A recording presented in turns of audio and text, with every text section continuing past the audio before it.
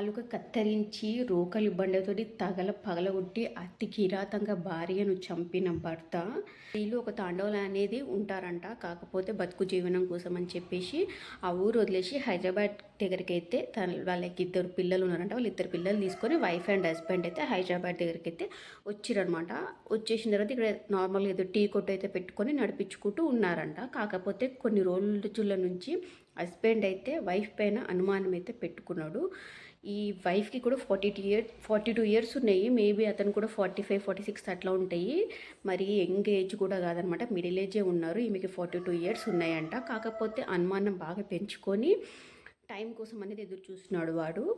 రీసెంట్గా వాళ్ళ తాండవలో అనేది ఏదో గుడి పూజల కోసం అని చెప్పేసి ఫెస్టివల్ లాగా జరిగితే రావాల్సి ఉంటే వచ్చిరంట వైఫ్ అండ్ హస్బెండ్. ఇంకా వచ్చినప్పుడు ఇదే కరెక్ట్ టైం అని చెప్పేసి 5 days బ్యాక్ అయితే వచ్చిరు. ఇంకా గుడి పండగ అదంతా అయిపోయిన తర్వాత ఒకరోజు గురువారం రాత్రి అయితే బాగా గొడవ పెట్టుకున్నాడంట ఆమె దగ్గర.